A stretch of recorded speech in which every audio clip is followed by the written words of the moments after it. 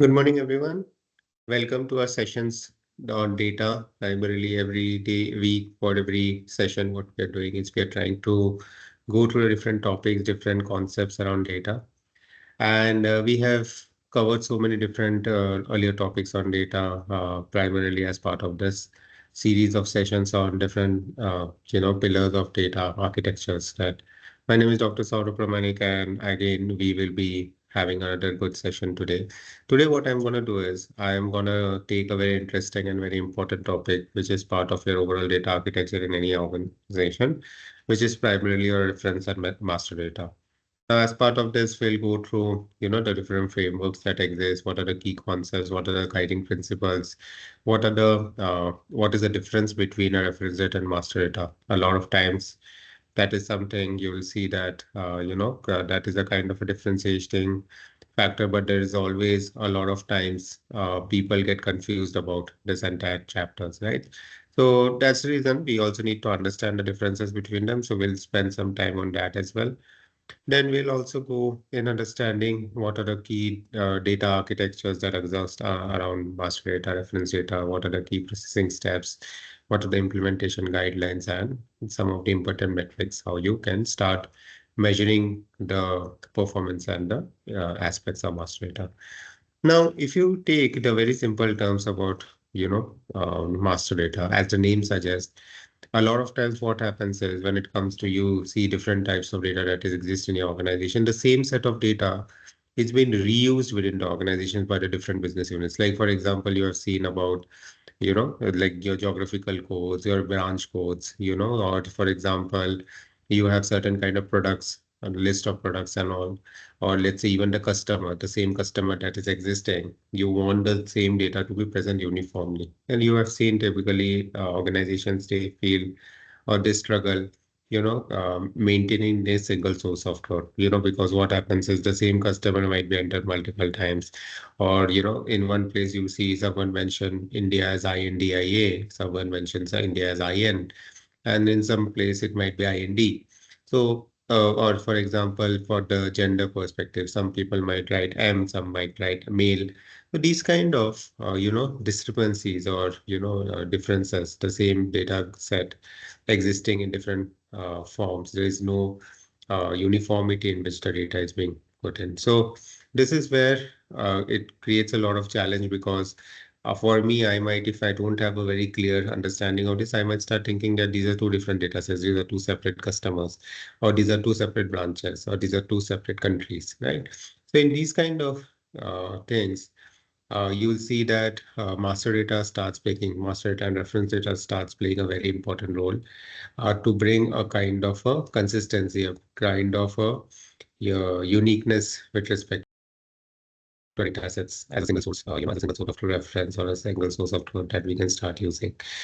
And these, you'll see that these kind of issues also starts coming in when it's especially being seen when there are mergers and acquisitions. Like you have seen, like let's say two banks they're merging, and the same customer is residing in both the banks, earlier. Now, when after the merger, post the merger, I don't want them to start existing or having the same values or the same records.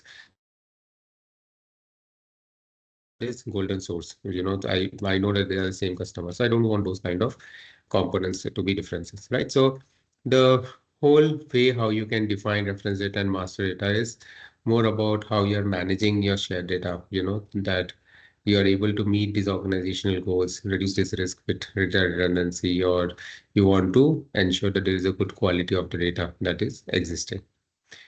Now, when it comes to reference data and managed data, master data, both are very much critical in these things, but there's a critical differences between both of them, right? So what is a key kind of a difference that you will see that, that exists between, because these different types of data that is exist. Normally, if you see, even before going for master data and reference data, transactional data is, a kind of a distinction often being made when it comes to your transaction data and your master data, and so primarily we had a person which was Malcolm Chisholm. he defined or he proposed a kind of a sixth level of taxonomy to difference on that. So we'll come on that, So on one side of reference data where you can see that there would be codes, there would be descriptions. Like for example, I was mentioning IN stands for India, and it's a US, so the description would be United States. So like this is for country code. So like this, you will have multiple type of references. So which will have the codes and the descriptions. It can include your classifications, the classification that has to be uniformly followed, like your organizational things, or let's say, for example, I'm classifying this data to a specific defined classes. So again, those will be a reference classes that I may. Then the mappings and the hierarchies also that I defined. That is on the reference side of things. And on the master side of things, I can have customer master, I can have account master, account ID as a uniform account reference I can use. I can take the customer master as a customer's uniform record. Then I can have products master, I can have location master. These kind of different masters can also exist. So we'll see each of these in more details. But some of the goals and the principles, what are some of the goals that drives the master data and and reference data initiatives within the organization is first is, that within the organization, I should have a complete, consistent and authoritative reference, with respect to all the processes that is using these data sets. I should have it uniformly maintained. So there should be a consistency in which what, and these are also called as authoritative data sources because whenever I want to use this reference data or master's data, I will be using from this authoritative sources. Then I will also ensure that there is a proper access of this data to everyone within the organization so that there is no duplicacy. A lot of times what happens is if this data is being maintained, but it is not being reused or used by the different business units, it anyways goes and, create this a redundancy still. So we are still not able to resolve the problem that we are trying to solve, correct? Then I also want to lower the cost and reduce the complexity of data usage, right? So I should define this proper standards. I should have a proper the data model, master data model that we might create, the reference data model that I will create. I will ensure that how it can try to be used and reused. Okay. And similarly, there are certain kind of guiding principles. So these guiding principles with respect to reference data and master data includes like, for example, shared data. So primarily, these whatever that we are creating, as I was mentioning, should be shareable within the organization, should be reused. So that is used and reused is very much important. One of the other important aspect is who is going to ensure that this the reference data and the master data that we are creating is properly governed or properly owned. So there is a proper ownership that needs to be defined. Like for example, for customers, there should be a proper owner, business owner who defines what is the values or what is the authoritative source that I would can refer.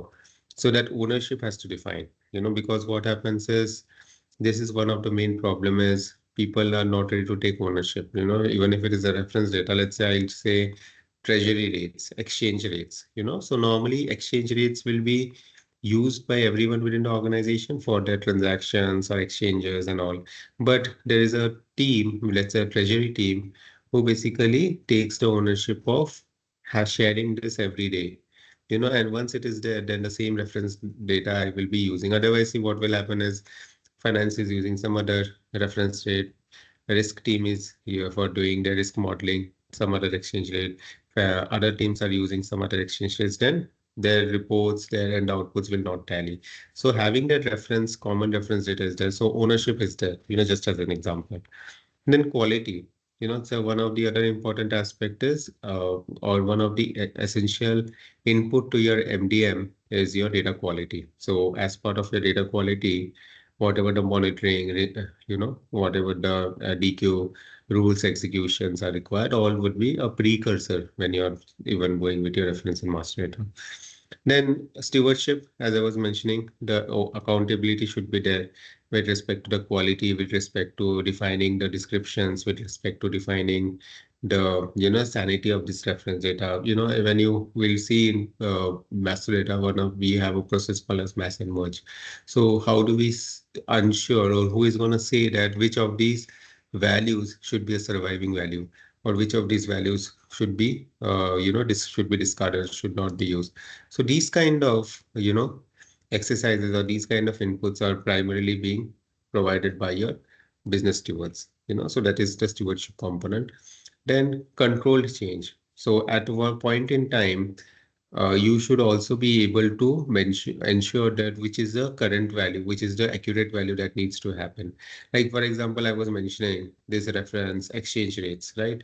Now I cannot go and take a 10 days back exchange rates or 20 days back exchange rates. So I should be able to always have the current value, the accurate value, the current value, whatever the matching rules are required. Let's say for example, two customers, they are merging together, so now these two customer records which are merging, how do I know which of them is the current value? Let's say you have a one customer who has phone number one, and the in the same customer in another record in another system is having a phone number two. So how do we know that which of them is the current value?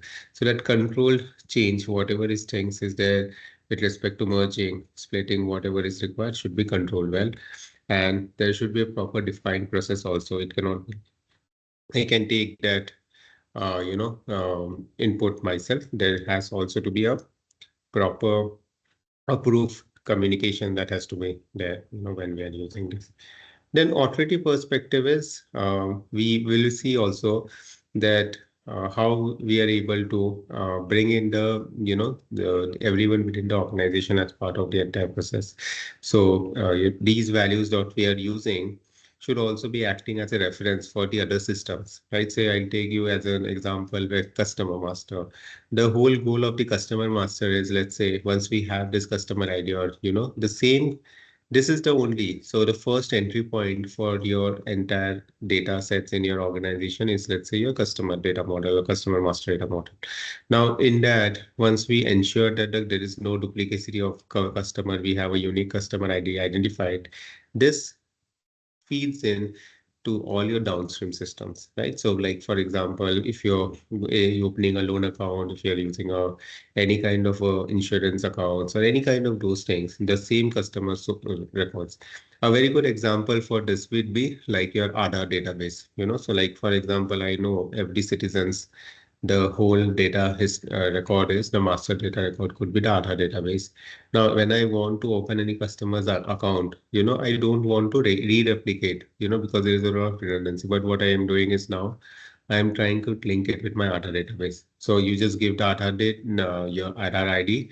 After doing the, authentication, I will fetch the details from the Aadhaar database. So that becomes my authoritative source. So that authority has to be there, that I'm not deduplicated or replicating this. Now, you might be saying that your other database records might be also could be changed or, could be updated at a point in time. Now, that there has to be a process that defines that supposedly there is a, frequent update of that information of that central deposit. Now, I'm saying Aadhaar, but normally you'll see in an organization which they have their own, master data records that they might be using. What they do is they do something called as a periodic review. Like, for example, you see the banks asking for do your KYC periodically. The reason is because they want to ensure that that master data that they are having for you is well updated, and could be referenced. So these were some of the key guiding principles that we have as part of the master data management. Now, what are some of the key differences as I was mentioning? So reference data between reference data, master data, and there could be. So this is again one of the area where a lot of people sometimes they fail to understand what is the reference data, what is master data.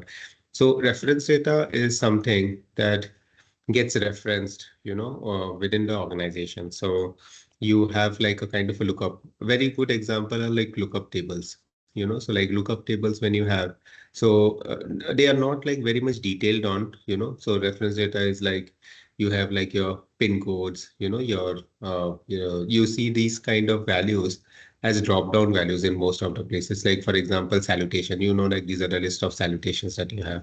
You have a city, you have a list of countries. Now, based on the country, you see that the list of the states come populated. Then you also see that, the list of possible pin codes that might there is possible. You would be seeing it, cities, the pin codes, right? So these kind of things are example of your reference data, where this is primarily being used for characterizing the other data, right? Now, this reference data I would be using for creating my master data. Like, for example, when I'm creating a master record of my customer, you see that I will take use of my reference data. Like I will use the gender, I will use the city, state, these kind of details. I will use the salutation, right? So these kind of things I define, and I would be able to see, right? Now, there are certain kind of differences between, and on the other hand, so master data, as I was mentioning, right? So master data, um, is more with respect to these. Like, for example, you have a customer master that is the same record that I want to use. You have seen that in organizations when I want to onboard a vendor, so I don't for every the same vendor I want to do projects, I want to use or entitle use their services for multiple things. So rather than creating the same vendor details again and again, what I do is I create a vendor master record, so that vendor ID, what are the details of the vendor. So within that also you see a lot of reference data is there, like their address, their these kind of things. And some data is not like cannot be a master data. Like for example, their registration ID. Maybe I cannot have it, but what I can do is this registration IDs I can have an API connectivity with the their company registration numbers from the government if there is a kind of a connections that I can do. So you see that normally uh, when the whatever the details that I enter, I will try to verify it against the database. So there are different practices around that, integrations and all validations. You can start doing it as part of the data, ensuring data quality. But yes, I mean that is a kind of a key differences. So as you can see, there is a from a subset perspective, so one is a subset of the other. So primarily you can see that reference data is just like a subset of the other, it comes under your master data because it will be useful using the reference data you try to create master data. Then you also have some of these things is these reference data would be trying to provide a context with respect to the other, the what is the transactions data that I'm using. Like for example, you see that I have a list of transaction codes, this transactions could be within my reference data that I'm creating. Or let's say what is the transaction statuses that are possible. I cannot give so many statuses. So I have a list of values what is also possible. Now, reference data, master data, if you see, the reference data is like type of data which usually has fewer rows and columns, because I'm trying to remove the redundancies. It will try to reduce the risk with ambiguous, identifiers. Requires a trusted version of truth for each of these data sets with. So which of them is applicable for which of them? Like with this primarily in this slide, what we are trying to see is which of these are like a possibility with respect to the other things that we are able to see. Now, this type of data will also require a kind of a trusted version of it for each instance of the conceptual entity. This is more with respect to master data. So the first one is with respect to reference data. Second one provide context for transaction data. That is again, you have the reference data that you're using. This type of data usually has fewer rows and columns because master data, it will have fewer rows and columns. And reference data, sorry, this will be having a fewer rows and columns because we don't have too many things. It's a kind of a reference that I'm going to use. Reduces the risk with ambiguous identifiers against reference data. Requires a trusted version of truth for each instance of conceptual entire entities is master data. This type of data is shared and should be managed at an enterprise level. So that is primarily a master data. And again, this is reference data. So actually it's both. And this type of data often resides outside of the organization. So outside the organization could be reference data, because that is what I'm trying to use it, reuse it. Now, when it comes to reference data's core concepts around that, right? So there are certain kind of key terminologies that keeps on coming, keeps on getting referenced again and again. So we'll go through some of these some of these concepts in more detail. So that is why now reference data I was mentioning, which we are using to classify the other types of data. So it includes, we have seen, it will include your course descriptions, it will include your complex mappings or hierarchies, which is there. Now, this reference data, there could be when we are trying to store these reference data, there are different ways in which the reference data could be stored in. Like, for example, you can store the code tables in a relational databases. You can have foreign keys references that you can create. And then you can define the referential integrity functions, that you'll be referencing these relational code tables while you're using. And you also have the referential data management systems as a separate. There are a lot of solutions out there who are providing these reference data management systems. You have Informatica, you have Calibras, and some of the other solutions where you can store this reference data and manage this reference data using the reference data management. Now, what is reference data management will do is it will ensure that that integration is possible with the other systems. You can control and maintain these domain values that are there. What are the definitions? Uniformly, you can define it within the that could be used and reused by the other entities or other business units as part of their functions. And so, ideally, if you see, reference data is also will require a lot of metadata important aspects. So the metadata attributes, like for example, what is the authoritative source from which these inputs are coming, like the treasury exchange rates. It might be coming from a system like Murex or Calypso and all. So like this, each systems you can identify what is the authoritative data source from where it is coming. So these kind of metadata information is also important. Now, based on the granularity and the complexity of what the reference data will be there, so it could be like a simple list, it could be something like a cross-reference, it could be taxonomies that could be there also. So here you can see some examples on that. So simplest form that you can see is like a simplest reference list where you can see that, you can have this like in the form of some drop-down values, drop-down list. Like for example, you see the US is standing for United States. You can see, like for example, code number 1 would be something which so it tells me that it is new. So code number 2 is for work in progress. Like you can have code description and then you can also add a definition for that, whatever is the values that you have. So definition is very much important because that's the metadata component where whatever you're defining, sometimes what happens is descriptions and definition might not be there. So like, for example, I can see, what is fulfill, what work in progress, but I am not very clear about the description. So description provides the additional details, which helps me to understand. Then you also have cross-reference list. Now, cross-reference list are, yeah, those kind of lists. Like, for example, a lot of applications might use these different code sets, which I can start using it at different granularities, right? So these cross-reference sets, data sets will help me to translate these code values. So you can see that a US state code reference, like I want to have. So US, Canada, So I want to have a 2-character alpha codes that will try to tell me that what is the kind of a code that I have, like USCA, USKY, like between in US itself, I have California. CA would be within US, I have CA, which is California. And within US, I have KY, which is Kentucky. You have within US, which is WI, which is Wisconsin.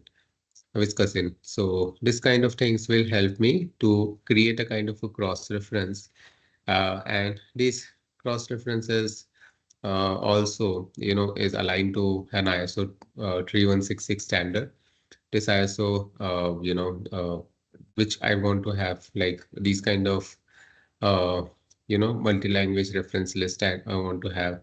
So this multi-language reference list will also help you to take in some of the other language translations that you have. So I try to keep this in a more of a, sometimes I not always want to keep it normalized as part of my normalization exercise for data modeling. I want to sometimes also keep it in a denormalized format, something like this. The way I'm trying to get in the details from multiple tables and create this cross reference.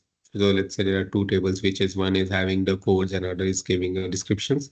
I'm trying to bring them together to create a denormalized kind of a information. Then you also have taxonomic reference data. So taxonomic reference data will try to capture the informations at different levels of taxonomies that I want to define. Now, taxonomies are more useful when I want to do classification, when I want to, have a kind of a recursive kind of a relationship defined, right? So this hierarchical information of taxonomies is very much possible, hierarchical taxonomy. So you will see taxonomies, let's say, for example, in organizational hierarchies, you will have taxonomies in product hierarchies, wherein your, if you know, if have some biology experience, you know that we have the species, classes, and subclasses, all those kind of things, which is the is also which is the taxonomies that taxonomy is most primarily used to be associated more on that. So I can also have these taxonomies defined and start storing them, right? So you can see that I have the code value shows the description and which is a parent code, which is a child code. So I can define that parent and child, codes, identification very easily using a taxonomic kind of a reference data. And then you also have the ontologies, right? So now normally we have some of these organizations that is trying to store the ontologies to manage whatever the content is there, with respect to the reference data. So like, for example, they will try to use this data, they will try to use this data to characterize some of the organizational data, So ontologies again are part of a metadata management only. Then ontologies and some of the other complex taxonomies needs to be managed in such a way that we have these the values, defined in that. Now, these ontologies are more associated if you take some of these ontologies, classes that has been defined by some of the standards. You have a FIBO classification, you have an OWL-based ontologic language, which is quite popular on that space, which will try to have these, um, you know, the content that how you want to store the representation of the data sets, you want to have as part of these ontologies.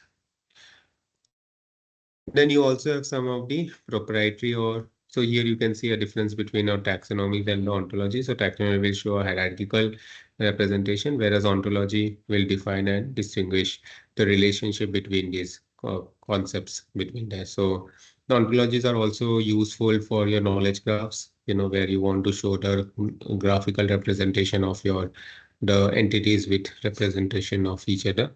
So you'll see that kind of information also. Then you also have some of the other types of reference data, which is like proprietary or internal reference data. So this is something, this kind of reference data will try to grow organically over a period of time. So normally, one of the other important aspect of the reference data management is also how we can see that whatever the data sets that is getting created, how we can create consistency between them, so this how the different business units they use these different terms to define the status. So sometimes we want to have this kind of proprietary internal reference list, which is very specific for my organization, or I'm trying to use it as part of it. Like for example, the account status is the account types that I have, type of accounts, which might be for my account, for my organization, it might be something which I have specifically defined. We have something of the industry reference data as a separate area where I try to describe the data sets that are being created by some of the industry standards, like you have ISO, or you have the International Classification of Diseases, you have the SIC, Standard Industrial Classifications, right? So these are some industry-based classifications, reference data that they have created. Now, when I want to use this for my data sets, I want to classify all my data as part of these data classes.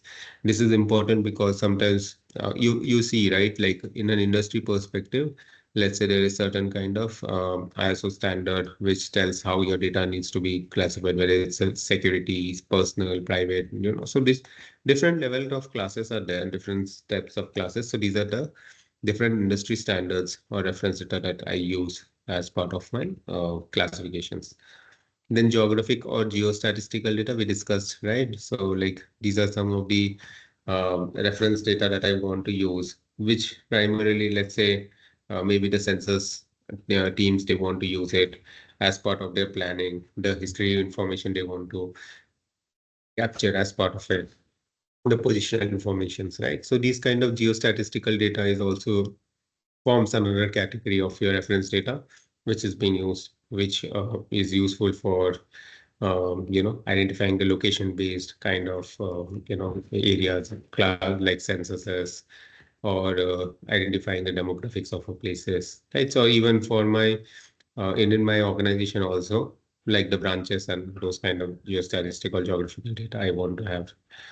Then computational reference data is more with respect to the example that I was mentioning, like exchange rates, like or the exchange values that I am using. So these are like computational used for your computations, other computations, right? So this this kind of reference data is very critical because you see it is used for your computations. And when you use these kind of reference data for your computations, and if there's monetary values that are associated, then you see that, how there could be, how critical it becomes, starts getting when it comes to it's being referenced by everyone. And sometimes it happens that a very small of an error can lead to catastrophic, because you see that it multiplies. Like I use and conversion, like for example, a swap conversions, in the you have different types of financial products, and in swaps and all industry, you have exchange rate swaps, let's say for example.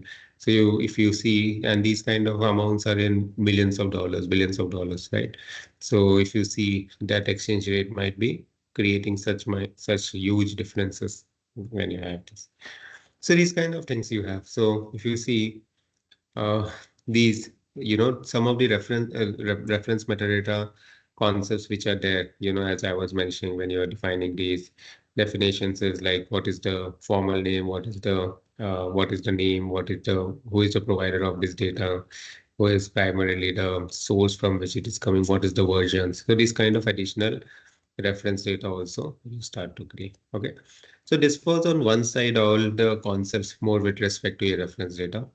Now coming to the master data side. So as I was mentioning, master data is more with respect to creating master records with respect to a customer master, an account master, you have product master, you have employee master, you have vendor master, you have supplier master, different types of these masters that you create that want to start using or referencing. So within this, so master data, when you're creating, you have the similar concepts of your data modeling, like your entities, attributes, relationships that you will be seeing within that. So here, normally you have as I was mentioning, the four main categories that you can see that has been mentioned is like, for example, the parties. So parties type of master data will include the different individuals and organizations that I can have. One is could be the customer master, citizens master, patient master, vendor master, supplier master. I can have agents master, employee master, competitor masters, student masters records, right? So these kind of things you'll see I want to have, which is more respect to associated to people. Then you have products and services, like I was mentioning, like you have a product category, subcategory, then you have a product class, subclass, right? Like this, you can define product masters also. And same goes with your, the entire services. So here you can see you have this will be useful as part of your product lifecycle management, product data management, and ERP systems. It goes and feed into that, right? In your CRM databases, it goes and feed into. Then on the financial structures perspective, you can have some of the masters, which includes your contracts, contract master, you have the GL accounts that will be useful, cost centers that you create gets reused, right? Profit centers that gets created. So these are the different ones on the financial side of things, which will be useful for your M&As, which will be useful for your reporting, your, calculations, calculations, everything. This will be useful. And then location, for useful for the addresses and GPS coordinates. So these kind of things would be there. Now, within the master data, when you have master data as an area, there are two key concepts that are keywords which you will be able to hear, which you keep on hearing a lot of times, which is your system of record and system of reference. Now it becomes very much important to understand the differences between them. Now, system of record, if you say, it's a it's a kind of a system, a system that I'm using for as a kind of an authoritative source. So this system of record is the place where actually the data is getting created or it is getting captured. So it could be, let's say, for example, a system, a customer, a new customer identification system, a customer creation system where this data is getting created or it could be captured, as a first starting point. So normally your collection systems or those kind of systems are where this comes in, where it is getting created. Now, this system of record would be going through a lot of changes before it becomes a system of reference. So this system of reference could be the system which now I say that, okay, I might be collecting from 10 different systems, but this is a kind of a system of reference. I have multiple systems of records, but I have a system of reference which is the authoritative system from where I can reliably collect the data. I can ensure it becomes an authoritative source of reference. Like it could be a data warehouse, it could be a data hub from which it could be a data vault from which I want to take in. So it forms as a system of reference from which I would be want to create this data. Now, this source, a trusted source, the primarily your system of reference, you will keep on hearing these keywords, which is your trusted source or your golden records within that, right? So normally what happens is this trusted source will try to give you the best of the values of all the data sets that is coming in.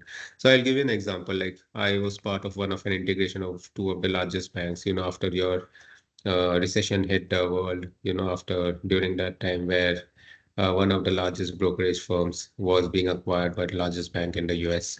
Now, there was a migration that was going in where the customers had to be migrated into the common platform, and we were trying to create this system of reference, So we had multiple type of rules that we identified for each of the values, which should be a surviving record and which could be a merged profile, So the single record. So this trusted source would then be useful for creating. So this trusted record or is also called as the golden record. Yeah. So when we say golden record, it is more about the single version of the truth. So how do you do that? So you may be doing it for each of the at an attribute level. First, you identify all the records which are similar.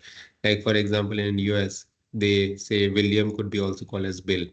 So it's a kind of a short form. Like in India, we say now, where like if you have, uh, you know, uh, Venugopal as one name. Then sometimes the people call them as Venu. So their mode could be both same also. So that kind of things in India, like Ram Sundar, someone the people they call it as Ram. So these kind of things, when you create these merge rules and all, ultimately you're trying to create a single version of truth where I try to match each of these records and try to have this single version of truth, right? So this single golden record that I'm trying to create is having the best of the values from all the records which are similar. And it's a very tedious exercise. Sometimes I might be using automatic rules for doing that, but sometimes there would be a lot of values where I'm not very sure of, so then I might have to manually also look at them and try to merge them. So these kind of things you see is what kind of try to do is we are trying to create a single version of code. We are trying to create a golden record where I can have the best of the values from the all the values that I am having. Now, within master data, also the merging or resolution of this data that is not always 100% accurate or 100% complete in the first way itself. Sometimes it might be taking that when we say golden, sometimes we say that it is always in first way itself, it might be always correct, but sometimes it takes one or two times more, for creating that golden record. The whole idea of creating that was golden is that it can boost the confidence of the data consumers who are using it, right? So the trusted source that you are using, we can basically try to say that this could be a trusted source for you rather than going to those 10 records which are there, which of these and having a confusion about which record that I want to use as part of it. I want to use this trusted source as the best version I want to use. So master data management is the entire area which revolves around this, the entire uh, how you're creating your master data values, how you're basically ensuring that these it's a kind of a process, it's a kind of a step-by-step approach that you're using, which when you're trying to implement master data for your organization. Now, even Gartner defines MDM as more of a discipline where you are trying to bring in both the business and IT together so that you're trying to ensure or create these golden records. Along with that, you're trying to ensure the uniformity of the data, accuracy of the data, though you're trying to bring in the people and define the process, the stewardship aspects, the consistency, accountability aspects with respect to the master data that you're trying to create, right? So this kind of discipline is not, as I was mentioning, there are it involves, it is not as easy. A lot of people will think that I will just buy a solution, an MDM solution, and a lot of MDM solutions are there, like TIPCO EBS, you have Informatica MDM, MDG, you have SAP MDM, MDG, you have Prophecy MDM, you have Reltio MDM, you have Slimarkey, so many types of there, and there are niche players like you have Positex and all. So a lot of solutions are out there, but what happens is just buying the tool will not help you. What are some of the things that is also involved is, what are different types of roles that would be required, would be people who will be part of this entire thing. You want to create the define the data model, the structure, the granularity of the data, how the data needs to be sourced in from these different systems, brought in, what are the survivorship rules, how you'll be creating. So it's a big exercise in itself. And that's a reason, it's not very easy.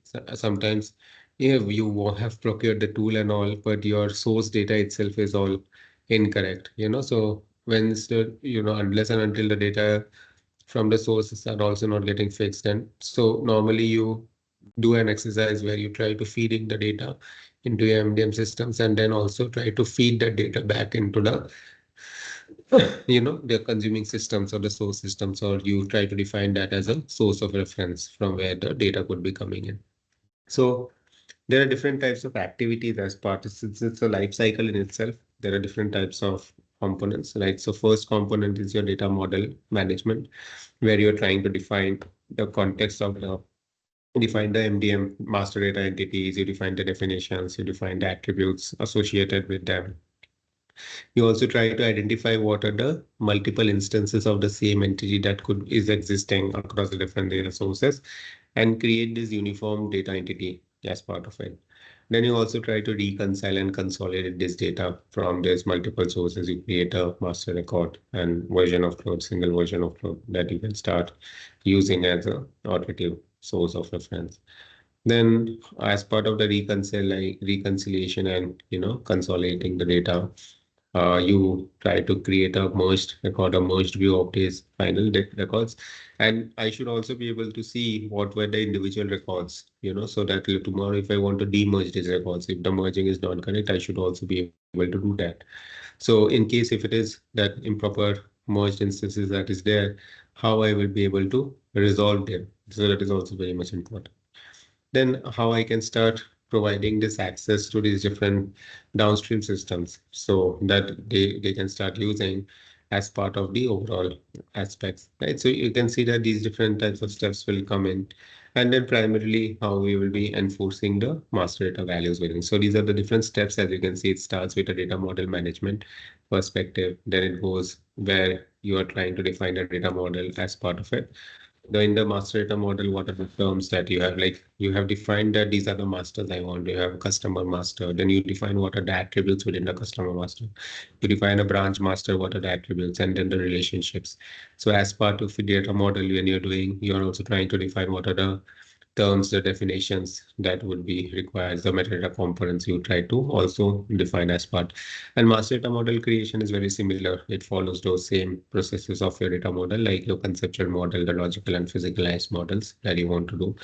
Data acquisition is where you're trying to acquire the data from the different sources by to the connection. So even when you're evaluating the solutions, you try to identify what are your sources from which you want to ingest, right? So in this data acquisition, you will see that you want to receive the data. You start responding to some of these data source acquisition requests. You try to perform a lot of rapid ad hoc, high-level data quality assessments, and then try doing data cleansing, data profiling.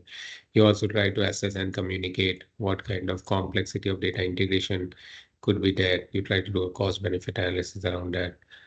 Then you also try to pilot the entire acquisition of the data. What could be its impact on the different match rules that you have, the matching rules that you will define. Then you also try to analyze some of the data quality metrics, how you can start measuring it, right? So these kind of things you'll do. You define the people who will be responsible to stewardship aspects, and then integration is a very critical component as part of the acquisition.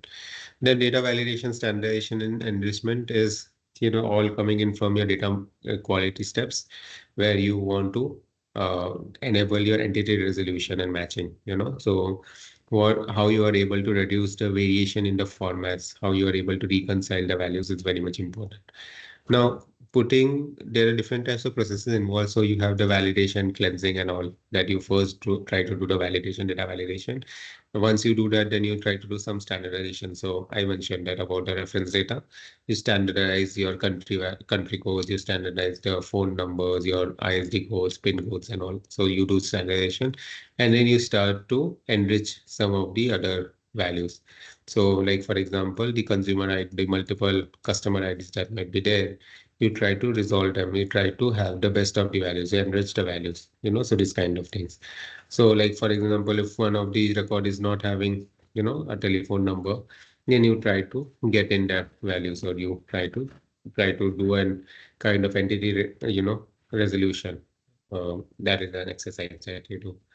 So entity resolution and identify management is more of the process where you're trying to determine, let's say if there are multiple 2 to 3 references which are there of the same customer of the same entity, then which of them should needs to be surviving, how whether they are similar, whether dissimilar, firstly identifying them.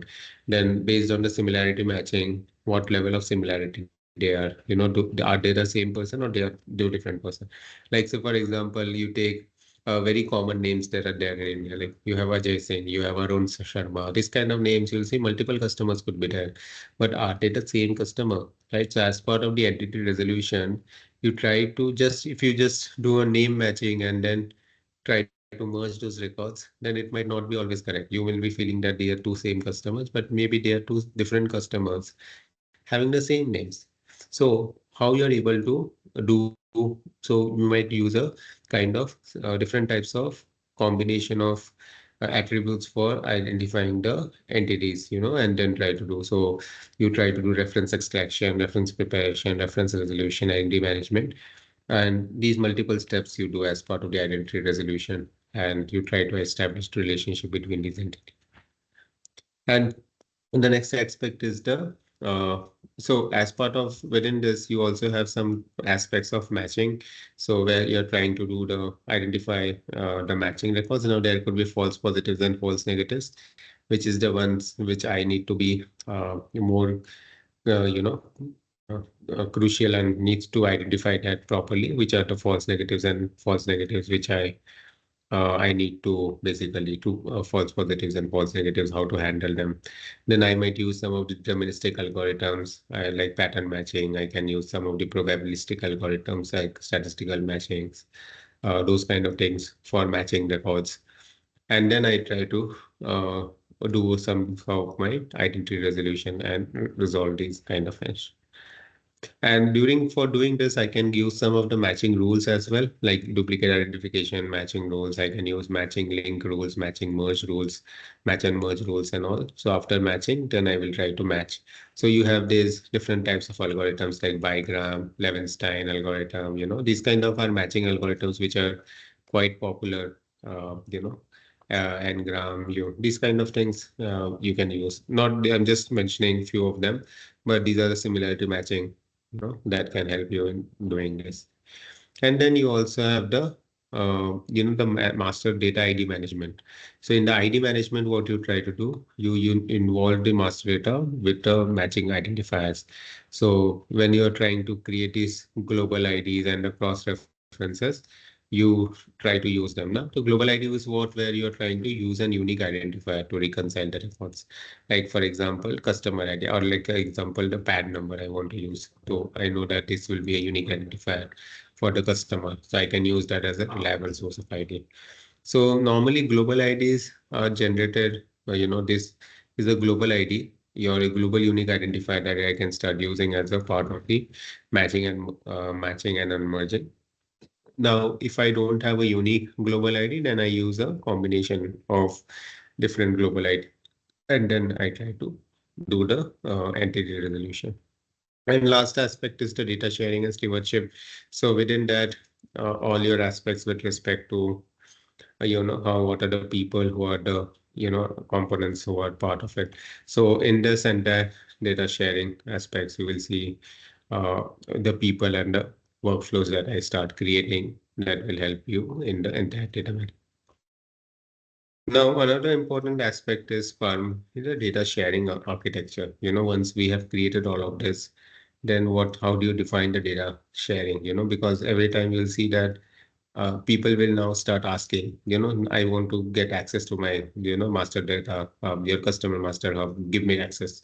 Now, is it something that I can give them direct access? Because there is a lot of sensitive data also that is there. So I will have to create the data sharing architecture also, define that very clearly because, that will sharing agreements that I'm creating. Now, within that, there could be three different types of approaches that I can start using for implementing the master data hub. So three, as the name suggests, is where I have, the source of reference and is coming into this, this simple registry that I've created, where I can see that, it becomes a hub. I can start having access. So whenever anyone wants access, I create that workflows that says that, okay, once it is being approved by the business owner, it has been approved by the data governance officer, it is being approved by the, respective, custodians, only then they can get access and they can start using. So you can see that it's one of the key benefit or, advantage of having it. It's quite easy to implement, not too much complex. But what happens is, if you see that one of the key problem with a registry is that since I won't be getting it from multiple systems, sometimes the queries might be there. I will have to apply the standardizations and all as well. Now, one of the other input, this is one of the key thing is standardization is the reason is because since I'm sourcing the data from my multiple systems, each might having their own formats and all also.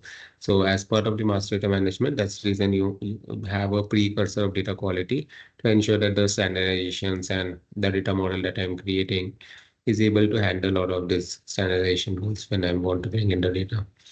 Then the transaction hub would be primarily the system of record for my the entire transactions, the references with respect to the transactions that is happening. Like in a data warehouse, we have one transaction entity which is capturing all the transactions, and I can start using that as a reference.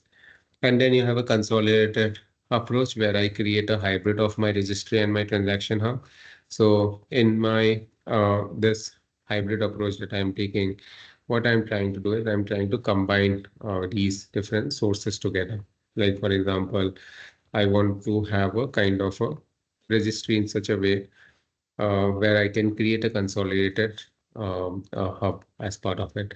So the master data would be consolidated within the common repository and will be made available in this data sharing hub, which becomes as my single source of reference for the master data. And one of the key benefit that it also provides, it eliminates any direct access to my source systems or my system of records. I can come to my this system of reference and can start using it as part of my system of reference for the any data request. Now, what are these different types of activities that are involved as part of it? So first activity that you define is what are your drivers and what is your exactly scope of your masters? What are the masters that you want? What are the references that you want to create? And sometimes it is at a point in time you define, but there could be other, requirements that is coming in. But what are the key challenges that you're having? What are your key requirements? That's the first thing that you define, where you try to bring in perspectives from your business teams and the technical teams. What are some of the obstacles and the challenges that they are facing?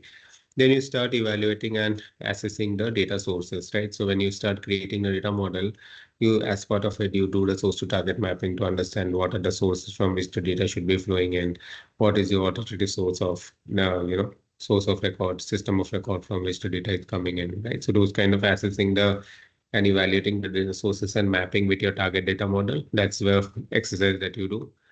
Then you also define some of the architectural approach. What is the kind of an architecture that you define?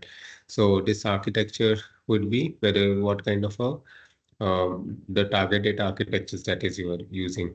So in the data model space, you have different types of ways that you can create the data models.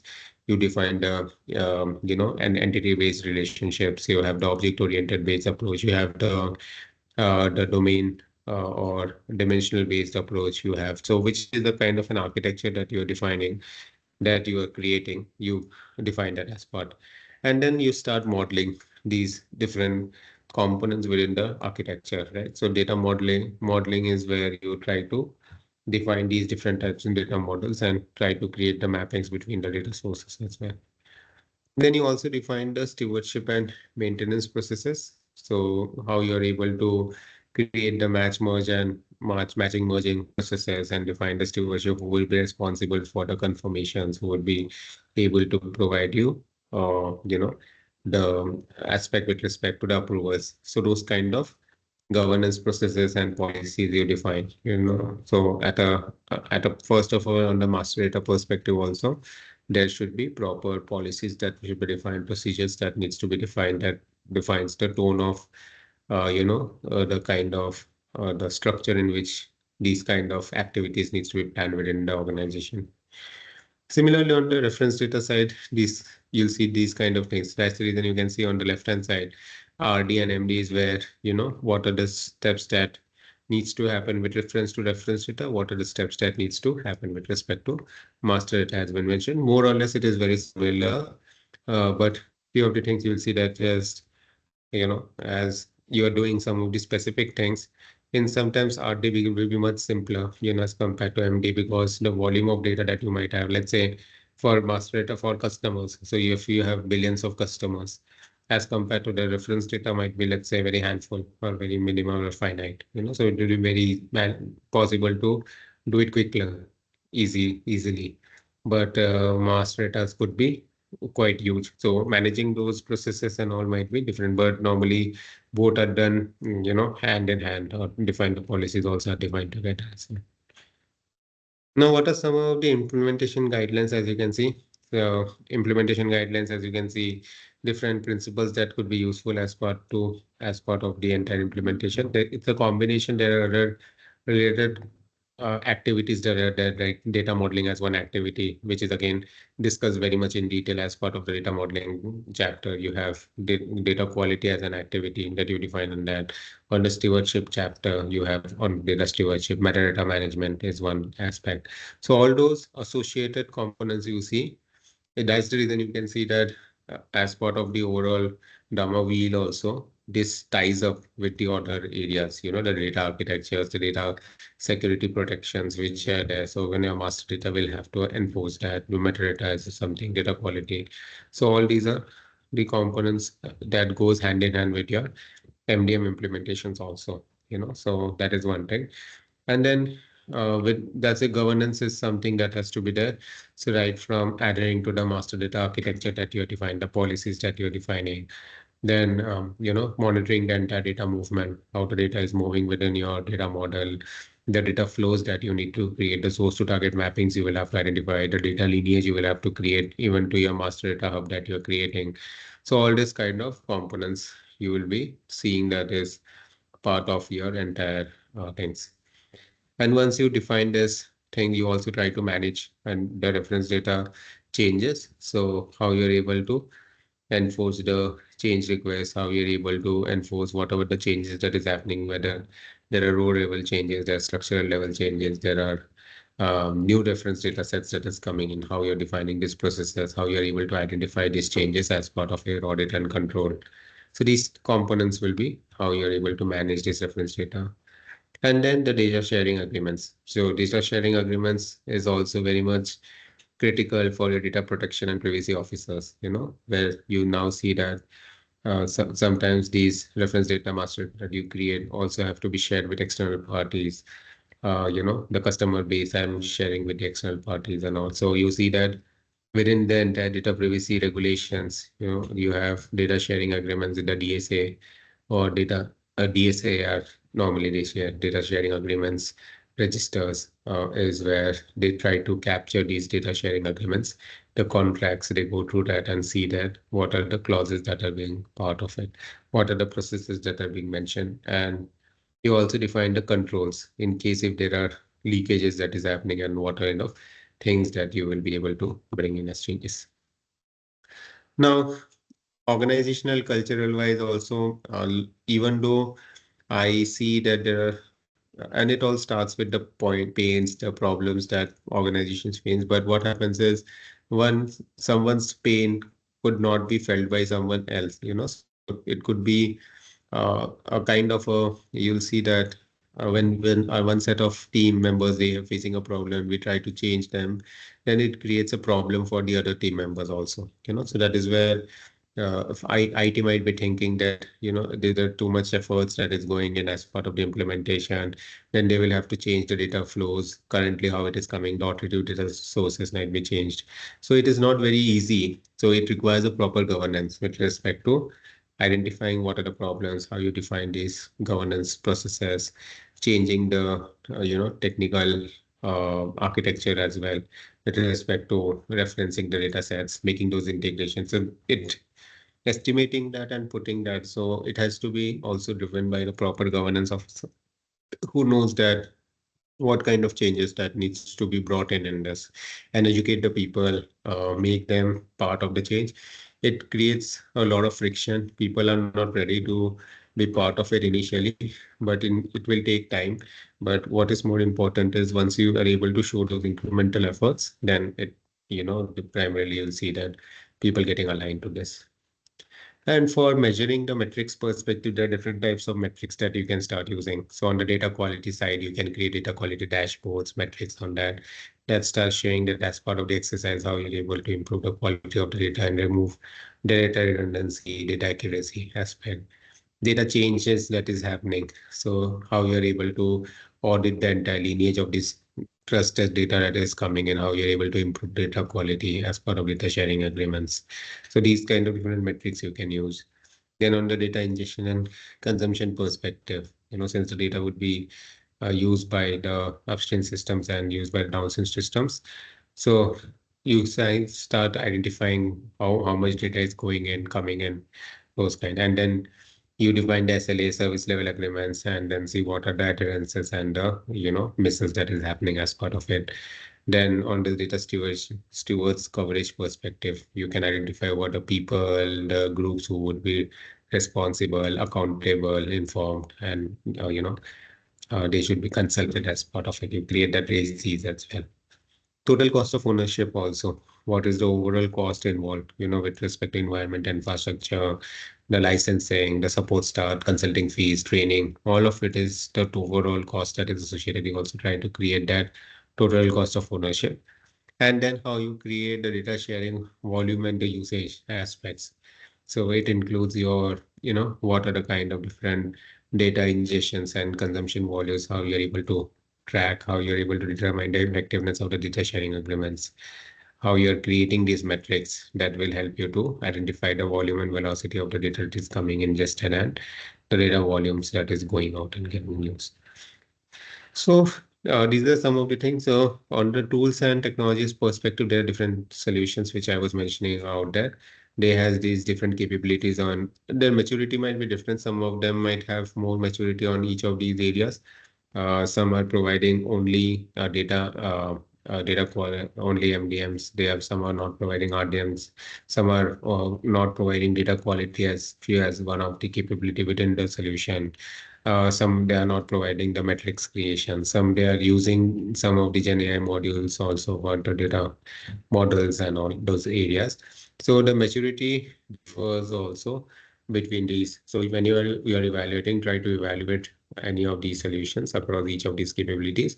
And sometimes organizations they use a single solution. Sometimes they use a breed of solutions for each of these areas. and together they, try to achieve this entire big things. Okay.